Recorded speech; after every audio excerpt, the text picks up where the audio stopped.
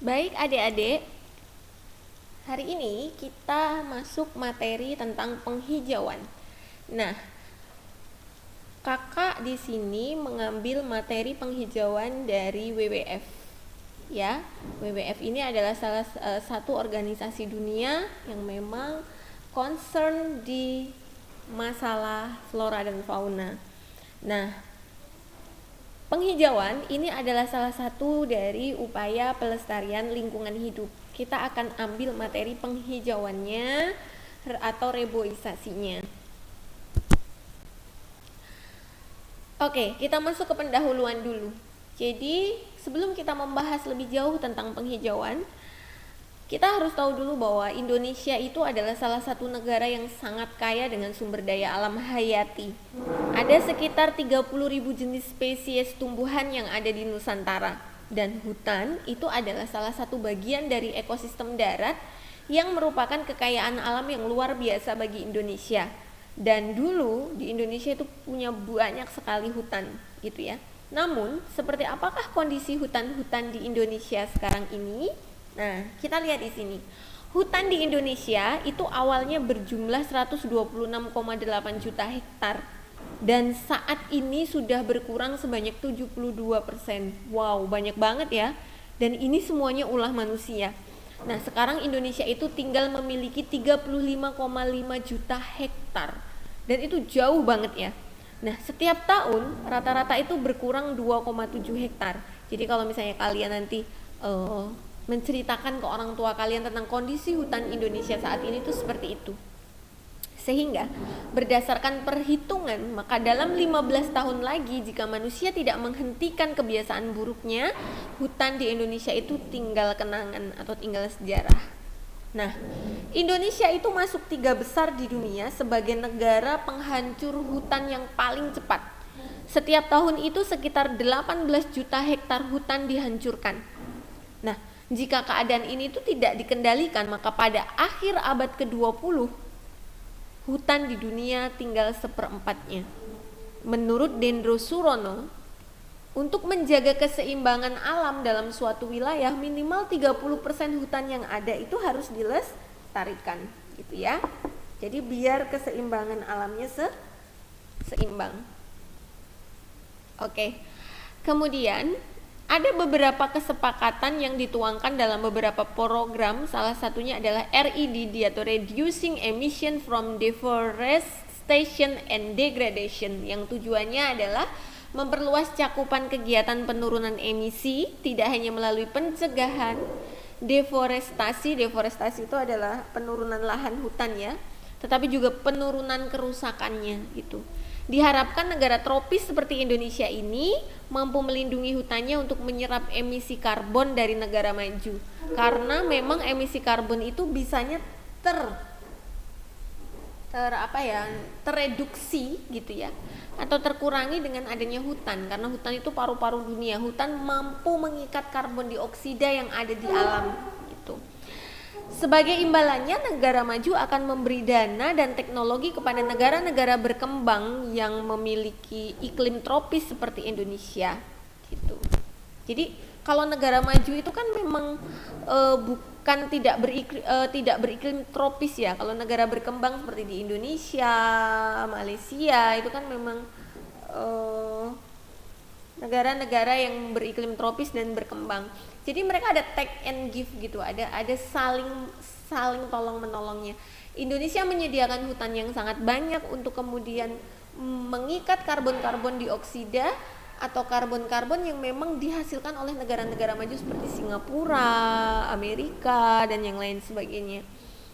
Jadi dan sebagai gantinya negara-negara maju itu akan memberikan dana bantuan untuk Indonesia itu merecovery hutan-hutan yang telah rusak dengan reboisasi gitu ya. Oke. Karena kerusakan hutan itu akan terjadi perubahan iklim ya. Dengan adanya kerusakan hutan akan merugikan seperti satu, menurunkan kualitas tanah ya. Yang kedua, menimbulkan erosi yang akhirnya akan mengganggu kestabilan aliran air dan sungai, sehingga bisa merusak pertanian karena air tidak tertahan oleh akar-akar hutan, sehingga dia akan turun di perbukitan yang sudah gundul, kemudian akan terjadi erosi. Ketika perbukitan longsor, maka kemudian sungai, sawah itu akan rusak karena sawah, sungai itu kan ada di bawah bukit ya. Nah, ketika hutan rusak, maka 1/5 dari jenis tumbuhan dan hewan itu akan lenyap dari permukaan bumi. Kenapa? Karena habitatnya yaitu hutan rusak. Dan kemudian kondisi iklim akan berubah secara drastis. Naiknya permukaan air laut, banjir, kekeringan, bencana alam gitu. Dan Indonesia sudah memiliki peluang besar untuk mengalami perubahan iklim itu karena kerusakan hutannya luar biasa. Nah, ini adalah jenis erosi tanah karena air hujannya terjadi tanpa penahan akar-akar kuat dari pohon di hutan. Karena secara ekologi fungsi hutan itu satu, menyimpan air tawar dan mencegah banjir. Yang kedua, memelihara kondisi tanah. Karena ketika tanah ada penahan air hujannya, maka kemudian lapisan tanah yang subur itu tidak akan terkena erosi. Nah, fungsi hutan juga pemelihara kondisi iklim lingkungan.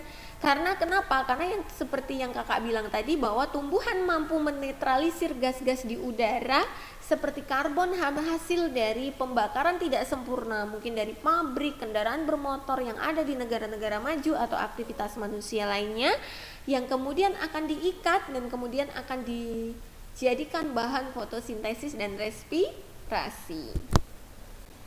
Nah, itu hutan juga sebagai pemelihara plasma nutfah atau sumber daya alam hayati, karena di dalam hutan itu banyak sekali sumber atau spesies. Oke, kita masuk ke penghijauan dan reboisasinya itu. Jadi usaha-usaha pemerintah untuk mencegah kerusakan hutan adalah dengan cara reservasi, mencadangkan, preservasi, melestarikan suatu kawasan, konservasi, menggabungkan dari reservasi dan preservasi. Oke. Konservasi tadi adalah gabungan dari reservasi, yaitu mencadangkan kawasan yang disiapkan untuk tujuan tertentu, dan preservasi, melestarikan suatu kawasan baik untuk unsur biotik maupun abiotik. Hanya boleh dipakai untuk studi ilmiah, pelestarian tata guna air maupun rekreasi. Dan konservasi hutan itu adalah gabungan dari reservasi dan preservasi. Nah, konservasi itu mengandung satu, preservasi atau perlindungan sumber daya alam terhadap eksploitasi komersial yang dilakukan manusia. Maksudnya hutan-hutan yang kemudian ditebang karena di situ mau dibikin pabrik lah apa gitu ya, yang sifatnya komersial, itu dilindungi dengan cara preservasi. Yang kedua, pemulihan. Jadi kesalahan-kesalahan masa lalu yang kemudian membahayakan lingkungan itu kemudian dipulihkan, dikoreksi, kemudian dipulihkan. Yang ketiga adalah penentuan lokasi yang tepat guna, misalnya pembangunan waduk serbaguna di Jatiluhur. Jadi kalau mau membangun waduk-waduk yang misalnya untuk irigasi persawahan, itu harus ditentukan lokasinya yang tepat, yang tanpa harus merusak hutan gitu.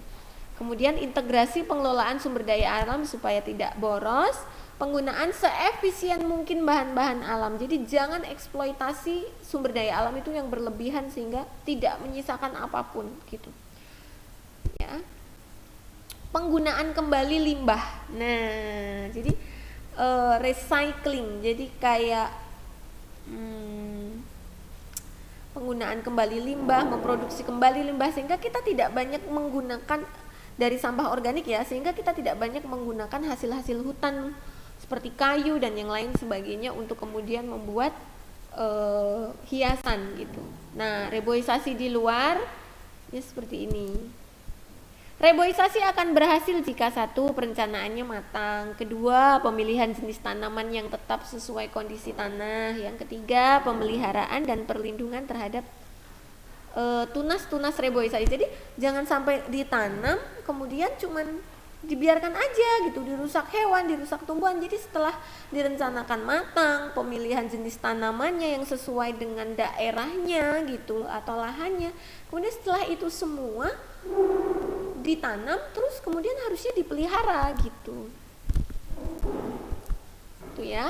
karena kemudian hutan itu akan berpengaruh terhadap daur air gitu. Siklus air yang kemudian akan menjadi penyebab dari turunnya hujan gitu. Jadi kalau misalnya hutannya rusak, siklus airnya bermasalah, akhirnya yaitu cuaca tidak menentu, iklim berubah gitu. Nah, ini adalah contoh-contoh dari ketika hutan memang rusak ya, atau tanah-tanah di sekitar kita yang ditutup karena bangunan, hujan cukup deras, kemampuan tanah menyerap airnya terbatas sehingga jadi banjir. Banjir akan membawa partikel tanah sehingga tanah mengalami erosi, danau mengalami pendangkalan karena memang tanah-tanah itu kemudian akan mengendap di dalam danau gitu. Banjir, kekeringan gitu. Sekalinya musim hujan ya banjir, sekalinya musim kemarau ya kekeringan gitu. Maka pengelolaan air kita harus benar-benar. Nah, karena kita tidak dekat dengan hutan, kita mulai dengan kebun dan lingkungan sekitar gitu ya. Kebun dan lingkungan sekitar kita harus tetap hijau karena agar daerah resapan air itu tetap terjaga, sehingga kita tidak akan, kalau misalnya musim kemarau ya tidak akan sangat kekeringan, dan kalau musim penghujan juga daerah di sekeliling tempat tinggal kita tidak akan banjir. Demikian materi hari ini. Jika ada pertanyaan nanti kita buka di forum diskusi dan nanti akan ada penugasan. Terima kasih.